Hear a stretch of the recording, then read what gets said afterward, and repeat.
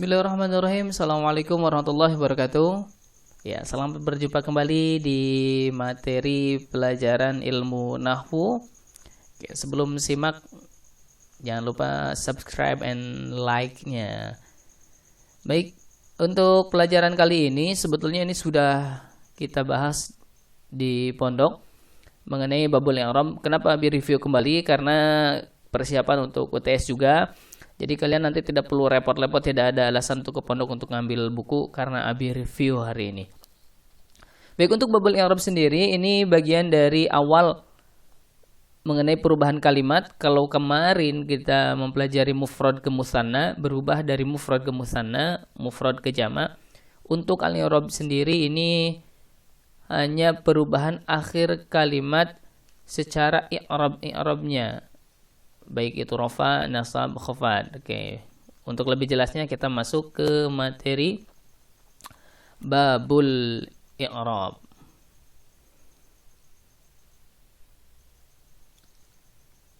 Oke, ingat ini babul i'rab ini bab kedua setelah al-kalam. Setelah al-kalam kemudian babul i'rab. Yang sudah hafal ini mudah, tinggal di murojaah. Yang belum, oke, baiknya dihafalkan kembali karena ini materi akan ada di ulangan nanti. Apa itu i'rab? I'rab itu adalah huwa taghyiru awakhiril qalimi li ikhtilafil awamilid dakhilati 'alaiha lafzan aw taqdiran. Wa aqsamuhu arba'atun raf'un wa nasbun wa khafdun wa jasmun. Falil asma'i min dzalika ar-raf'u wan nasbu wal khafdu wala jazma fiha. Walil af'ali min dzalika ar-raf'u wan nasbu wal jazmu wala khafda fiha. Oke, dari bahasan ini sendiri sudah lumayan jelas. Kalau bisa kita pahami artinya ini sudah jelas. Lanjut saja. Mengenai i'rab sendiri, di sini sudah disebutkan i'rab adalah perubahan akhir kalimat. Berarti setiap kalimat dalam bahasa Arab itu bisa berubah. Alhamdu bisa berubah alhamda, bisa berubah alhamdi. Ujung kalimat atau akhir kalimatnya. I'rab sendiri itu ada 4. Ada yang disebut i'rab raf'un, i'rab rafa. Di pondok kita kenal dengan nama rafa. Ada yang disebut i'rab nasab. Yang kedua, yang ketiga i'rab khafad, yang keempat i'rab jazm. Oke, ini inti pokoknya. Perubahannya itu rafa, nasab, khafad, jazm. Dari yang 4 ini kita bagi 2. Ada yang masuk ke dalam kalimat isim, ada yang masuk ke dalam kalimat fi'il. Apa yang masuk ke dalam kalimat isim? I'rab isim ada 3. Dari yang 4 kita bagi 2, hasilnya 6. Nah, ini yang aneh. 4 bagi 2 hasilnya 6. Kalau di matematika 4 bagi 2 hasilnya 2. I'rab isim itu 3. Rafa, nasab, dan khafad. Ada yang hilang di sini. Kalau tadi disebutkan jazm, ternyata di isim itu tidak ada jazm. Makanya isim tidak boleh jazm. Jazm itu ciri pokoknya adalah sukun. Berarti kalimat isim tidak boleh dibaca sukun. Sama sekali tidak boleh dibaca sukun. Nah, akan tetapi di sini ada yang istimewa. Apa itu khafad? Khafad ini adalah bagian istimewa. Kenapa? Karena ini spesial untuk isim. Ini hanya ada di isim. Kita masuk ke contoh. Karena ini hanya mereview, jadi mengingatkan kalian kembali tentang materi i'rab. Oke, baik, di sini lihat perubahan kalimat isim. Contohnya lafaz aliyun. Ini yang tanda warna merah. Kalimat tanda merah ini adalah bagian dari contoh perubahan i'rab. Aliyun. Ingat ini isim dan ada tanda isim di akhirnya. Nah, yang masih ingat ciri isim yang 8 di tamyiz dan 4 yang ada di curumiyah. Ingat ciri isim berakhiran tanwin.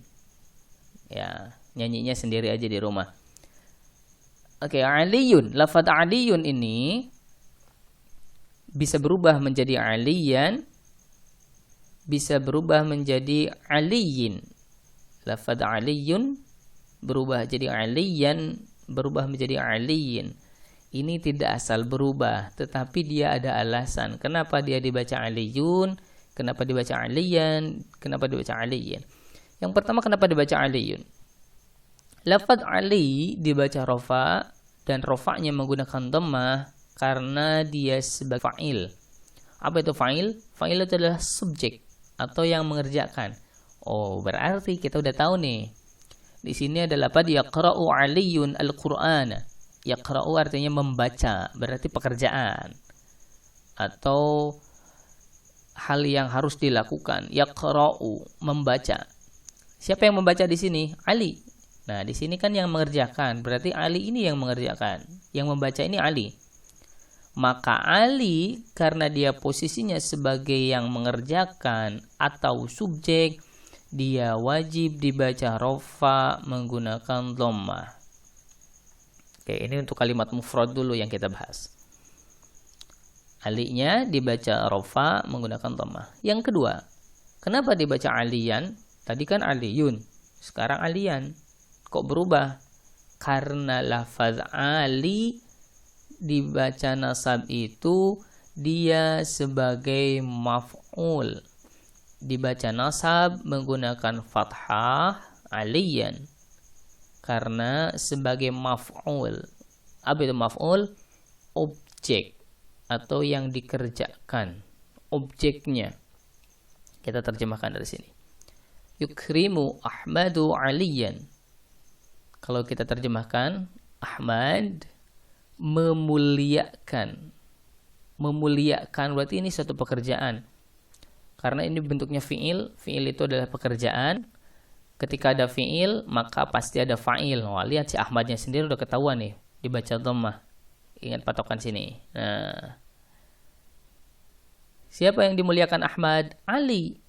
Objek dari Ahmad ini adalah Ali. Maka Ali dia dibaca nasab menggunakan fathah. Kenapa? Karena sebagai maf'ul, sebagai objek. Ahmad memuliakan Ali. Yang ketiga, dibaca aliyin. Aliyun, aliyan, aliyin. Kenapa dibaca aliyin? Lafaz Ali dia dibaca khafad menggunakan kasrah. Lihat, menggunakan kasrah. Kenapa? Karena dia sebagai majrur. Apa itu majrur? Kalimat yang diawali huruf jar atau bijarin. Ingat kolom 1 bijarin. Nah, karena di sini ada bi nih. Maka kalimat Ali asalnya aliyun, aliyan, ketika berubah jadi bi aliyin. Atau lafaz al-masjidu pakai fi, saudaranya bijarin, fil masjidi. Al-qalamu pakai bi, jadi bil qalami. Apalagi? Al-babu pakai bi, bil babi. Oh, itu asalnya al-babu, jadi al pakai bi, jadi bil babi. Jangan lupa huruf jar atau bijarinnya di bawah. Yal'abul ghilmanu bi'aliyin. Yal'abu bermain, al-ghilman anak-anak. Anak-anak bermain bi'aliyin dengan Ali. Anak-anak bermain dengan Ali. Oke. Ini perubahan kalimat isim. Kita lanjut. Setelah isim ada kalimat fi'il. Yang kita bahas di sini adalah, yang tidak kita bahas adalah kalimat huruf. Karena huruf itu tidak bisa berubah. I'rab fi'il itu sama, ada 3. Rafa, nasab, dan jazm. Nah, ada yang tidak disebut di sini. Siapa? Khafad. Kenapa? Karena khafad itu spesialnya buat isim. Sedangkan fi'il dia punya spesialisasi apa? Jazm. Jazm tidak ada di isim. Nah, ini kalau rafa nasab dia mau isim ada, di fi'il ada. Dia mau kedua-duanya ada. Di isim tetap ada, di fi'il tetap ada. Yang kita bahas di sini adalah fi'ilnya fi'il mudhari. Kenapa? Karena hanya fi'il mudhari yang bisa berubah. Fi'il madhi tidak. Fi'il madhi tidak bisa berubah, dia mabni. Oke, kita lanjut saja. Masuk ke contoh perubahan kalimat fi'il. Pasti ini mudah sebetulnya. Fi'il ini paling mudah, fi'il mudhari. Ada 3 kalimat. Yaqra'u 'Aliyun al-Qur'ana, yaqra'a 'Aliyun al-Qur'ana, lam yaqra' 'Aliyun al-Qur'ana. Kalimat pertama, kenapa fi'il mudhari'nya dibaca yaqra'u? Lafaz yaqra'u dibaca rafa menggunakan dhammah karena tidak ada kolom 8, 9 atau 10. Oke, simpel. Kenapa Abi menggunakan kolom? Karena ini mempermudah dan untuk mempermudah kalian murojaah. Kalau tidak di murojaah kolom 1 sampai 26, wah nanti lupa jadinya. Ingat kolom 8, anlan izan kaili hatta. Nah, yang itu hendaknya lan tidak akan. Kolom 9 yang la tajzum, yang 10 lam yajzum. Ini kolom 8, 9, 10 bisa kalian cari di YouTube juga ada. Kalau misalkan Abi aku lupa kolom 8, kalian cari. Ada di yang tamyiz. Kolom 8, 9, 10. Nah, ketika tidak ada kolom 8, 9, 10, lihat di awal sini, tidak ada kolom 8, tidak ada kolom 9 atau kolom 10, maka fi'il mudhari'nya dibaca dhammah. Ini untuk fi'il mufrad, bukan yang musanna atau jamak. Yang kedua, kenapa dibaca ayyaqra'a? Kalian udah kelihatan, udah jelas. Jawaban pertama ini membantu ke kalimat kedua. Kenapa dibaca ayyaqra'a? Karena ada kolom 8. Ketika ada an masuk ke fi'il mudhari, maka asalnya yaqra'u dibacanya jadi ayyaqra'a. Kalau yang ini tetap nggak berubah. Kenapa? Karena Ali ini adalah fa'il. Aliyun, Al-Quran sebagai maf'ul. Terakhir, lam yaqra'. Kenapa dibaca lam yaqra'? Karena lam itu saudaranya lam yajzum. Merubah fi'il mudhari ketika ada lam dibaca, oh maaf, ya ada yang salah nih. Ini bukan nasab. Maaf, ini bukan nasab. Mungkin Abi editnya lewat suara saja. Ini dibacanya jazm. Jazm menggunakan sukun. Abi ulang. Dibaca jazm menggunakan sukun. Karena ada kolom 10. Lam yaqra. Ingat, ini bukan nasab tapi jazm. Ini bukan fathah tapi sukun. Ini di contohnya udah betul. Dan ini kolom 10-nya udah betul. Baik, itu Abi review sekilas. Di sini hanya 13 menit awal penjelasan. Kalau di kelas kita butuh 40 menit untuk menjelaskan dan 40 menit berikutnya untuk latihan soal. Baik, untuk latihan soal, oke, Abi kasih cukup 3 soal saja. 3 soal ini nilai yang pertama 40 poin. Soal pertama 40 poin karena agak panjang. Soal kedua 30 poin. Soal kedua 30 poin, soal ketiga 30 poin. Di sini ada kalimat tatbakh Aisyah at-ta'am fil matbakh. Artinya Aisyah memasak makanan di dapur. Aisyah, ingat siapa pelakunya, apa pekerjaannya dan apa objeknya. Aisyah memasak makanan di dapur. Yang kedua, ayyarsum Yusuf al-manazir. Yusuf melukis lukisan. Yusuf melukis atau menggambar pakai kalimat ada yang ketinggalan an, hendak. Yusuf hendak menggambar lukisan. Yusuf hendak menggambar lukisan. Jika ada kalimat atau arti yang kurang tepat, mohon maaf. Yang ketiga, lam taqra Maryam al-kitab. Maryam tidak membaca buku. Maryam tidak membaca buku.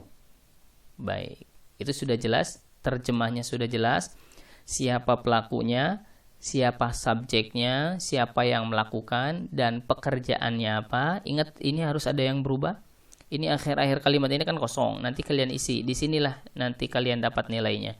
Nah, ini kosong-kosong semua nih. Nggak ada harokatnya. Nah, dari situ kalian ingat, ini ada 4 kalimat. 1, 2, 3, 4. Berarti kalau 40, ini 10. 10, 10, 10, 10.